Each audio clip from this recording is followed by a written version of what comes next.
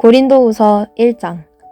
하나님의 뜻에 의해 그리스도 예수의 사도가 된 나 바울과 형제 디모데는 고린도에 있는 하나님의 교회와 아가야 전 지역에 있는 모든 성도들에게 이 편지를 씁니다. 하나님 우리 아버지와 주 예수 그리스도께서 내리시는 은혜와 평강이 여러분들에게 있기를 빕니다. 우리 주 예수 그리스도의 하나님과 아버지를 찬송합니다. 그분은 인자하신 아버지이시며 모든 위로의 아버지이십니다. 하나님은 우리가 여러 가지 환난을 당할 때 위로해 주셔서 우리가 하나님께 받은 위로로서 여러 환난을 당한 사람들을 위로할 수 있게 하셨습니다. 그리스도의 고난이 우리에게 넘쳐나는 것처럼 그리스도로 말미암아 받는 우리의 위로도 넘치게 되었습니다. 우리가 환난을 당한다면 이것은 여러분을 위로하고 구원받게 하기 위한 것입니다. 우리가 위로를 받는다면 그것도 여러분을 위로해 주기 위한 것입니다. 이 위로로 여러분은 우리가 당하는 고난과 동일한 고난을 받을 때 오래 참습니다. 여러분을 향한 우리의 소망은 확고합니다. 왜냐하면 여러분이 우리가 당하는 고난에 참여하는 것처럼 우리가 받는 위로에도 참여하고 있음을 알기 때문입니다. 성도 여러분, 우리가 아시아 지방에서 당한 환난을 여러분이 알아주시기를 원합니다. 우리는 감당하기 어려운 환난을 당해 삶의 소망조차 없었습니다. 마음속으로는 사망 선고를 받았다는 느낌마저 들었습니다.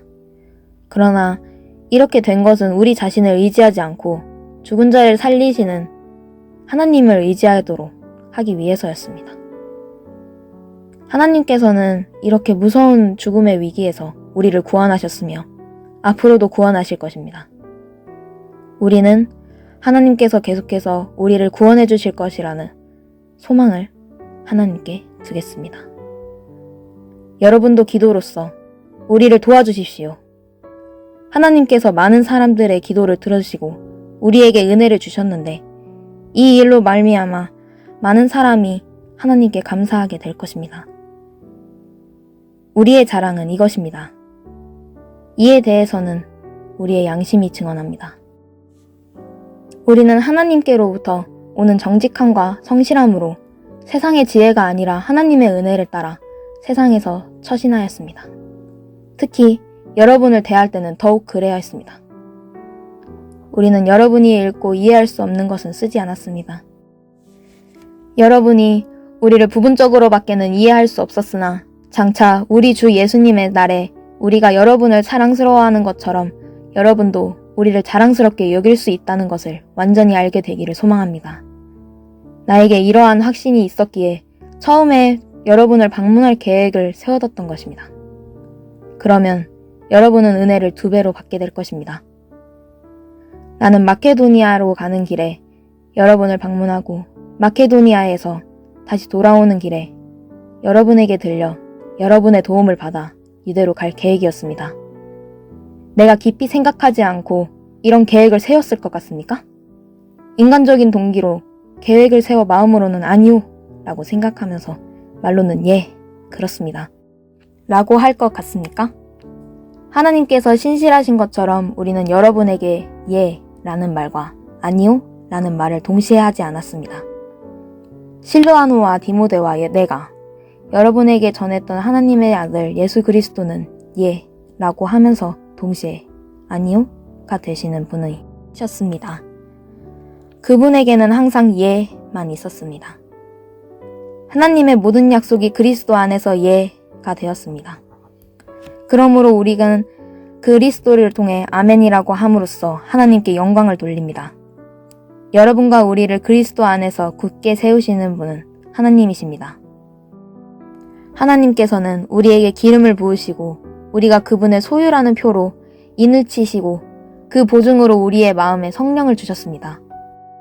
하나님을 내 증인으로 모시고 말하는 것인데 내가 고린도에 가지 않은 것은 여러분을 아끼는 마음 때문입니다. 또한 여러분의 믿음을 우리 마음대로 지배하려고 했던 것도 아닙니다. 여러분이 믿음 위에 굳게 서 있으므로 우리는 단지 여러분의 기쁨을 위해 여러분과 함께 일하는 사람일 뿐입니다. 고린도후서 2장. 나는 이번처럼 여러분의 마음을 아프게 하고 싶지 않아 다시는 방문하지 않겠다고 결심하였습니다.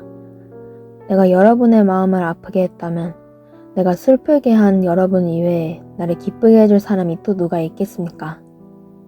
내가 지난번 편지에 이런 내용을 쓴 것은 내가 여러분에게 가게 될 때 나를 기쁘게 해줘야 할 사람들로부터 슬픔을 당할까 염려했기 때문입니다. 또한 나는 나의 기쁨이 곧 여러분의 기쁨이라는 것을 확신합니다. 지난번 편지는 여러 환난과 마음의 고통으로 인하여 많은 눈물을 흘리며 쓴 것입니다. 그러나 그 편지는 여러분을 슬프게 하려고 쓴 것이 아니라 여러분을 향한 나의 사랑이 얼마나 깊은지 알게 하려고 쓴 것이었습니다. 내 마음을 아프게 한 사람이 있었다면 그 사람은 나를 아프게 했다기보다 어느 정도는 여러분을 모두를 아프게 한 것입니다. 내가 어느 정도라고 말한 것은 너무 심하게 말하지 않으려고 한 것입니다. 많은 사람에게서 그 사람이 받은 처벌은 이미 그것으로 충분합니다. 이제는 그를 용서하고 위로하여 그 사람이 너무 슬퍼하거나 낙담하지 않게 해주십시오. 그러므로 내가 여러분에게 간곡히 부탁합니다. 그 사람을 향한 여러분의 사랑을 다시 한번 보여주십시오. 내가 여러분에게 편지를 쓴 것은 모든 일에 순종하는지를 시험하여 알아보기 위해서였습니다. 여러분이 누군가를 용서한다면 나도 그 사람을 용서하겠습니다. 그리고 용서할 일이 있어서 내가 용서한 것이 있다면 그것은 그리스도 앞에서 여러분을 위해서 용서한 것입니다. 또한 이 일로 우리가 사탄에게 속지 않기 위해서였습니다. 사탄의 계획을 우리가 모르는 것이 아닙니다. 내가 그리스도의 복음을 전하기 위해 드로아에 갔을 때 주님께서 내게 복음을 전할 수 있는 길을 열어주셨습니다. 그러나 나는 그곳에서 내 형제 디도를 만나지 못하여 마음이 편치 못했습니다. 그래서 나는 그곳 사람들에게 작별 인사를 하고 마케도니아로 떠났습니다. 그리스도 안에서 항상 우리를 이끌어 승리의 행진을 하게 하시며 어디서나 우리로 그분을 아는 지식의 향기를 풍기게 하시는 하나님께 감사드립니다. 우리는 구원받은 사람들에게나 멸망당하는 사람들에게나 하나님 앞에서 그리스도의 향기입니다. 멸망하는 사람들에게는 죽음에 이르게 하는 죽음의 향기이지만 구원받는 사람에게는 생명에 이르게 하는 생명의 향기입니다. 그렇다면 이 일을 하기에 합당한 사람은 누구이겠습니까? 우리는 많은 사람들과 달리 돈을 벌기 위해 하나님의 말씀을 팔고 다니는 사람들이 아닙니다. 우리는 하나님의 보냄을 받은 사람답게 하나님 앞에서 그리고 그리스도 안에서 진실하게 말합니다. 고린도후서 3장. 우리가 또다시 자화자찬을 하기 시작했다고 생각하십니까? 혹은 우리가 어떤 사람들처럼 여러분에게 보일 추천장이나 여러분에게서 받은 추천장이 필요한 사람입니까? 여러분 자신이 바로 우리 마음속에 섰고 모든 사람들이 알고 또 읽고 있는 우리의 편지입니다. 여러분은 우리의 사역의 결과로 나타난 그리스도에게서 보내신 편지입니다. 이 편지는 먹이가 아니라 살아계신 하나님의 성령으로 쓴 것이며 돌판이 아닌 사람의 마음판에 쓴 편지입니다. 우리는 그리스도로 인하여 하나님 앞에서 이러한 확신이 있습니다. 우리는 이런 일을 할 수 있는 자격이 우리에게 있다고 생각하지 않습니다. 우리의 자격은 하나님께로부터 나옵니다. 하나님께서는 우리의 문자가 아니라 성령의 언약인 새 언약의 일꾼에 합당한 자격을 주셨습니다. 그것은 문자는 죽음을 가져오는 반면 성령께서는 생명을 주기 때문입니다. 돌판에 새겨져 있는 죽음에 이르게 하는 율법에 의한 직분도 영광스럽습니다. 그래서 비록 사라질 영광의 광채이기는 하지만 이스라엘 자손들의 모세의 얼굴에 나타난 광채 때문에 그의 얼굴을 똑바로 쳐다보지 못했습니다. 그러니 성령의 사역은 얼마나 더 영광스럽겠습니까? 사람들에게 죄가 있다고 판정하는 사역도 영광스러운데 이를 가져다 드는 사역은 얼마나 더 영광스럽겠습니까? 이런 면에서 훨씬 더 빛나는 영광과 비교해볼 때 이전에 영광스러웠던 것은 전혀 영광스러운 것이 아니었습니다. 사라져버릴 것도 영광스럽다면 영원히 지속될 것은 더욱 영광스러울 것입니다. 이러한 소망이 우리에게 있기에 우리는 매우 담대합니다.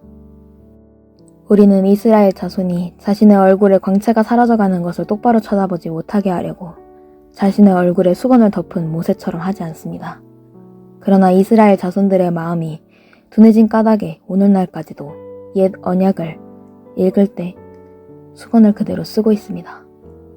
이 수건이 아직까지 벗겨지지 않은 것은 이것이 오직 그리스도 안에서만 벗겨질 수 있기 때문입니다. 오늘날까지도 이스라엘 자손들이 모세의 글을 읽을 때 그들의 마음에는 수건이 덮여 있었습니다. 그러나 누구든지 주님께 돌아올 때 그 수건은 벗겨질 것입니다. 주님은 성령이십니다. 주님의 성령께서 계신 곳에는 자유가 있습니다. 우리는 모두 수건을 벗은 얼굴로 주님의 영광을 봅니다. 이렇게 해서 우리는 주님의 형상으로 변화하여 점점 더 큰 영광이 이릅니다. 그 영광은 성령이신 주님께로부터 나오는 것입니다.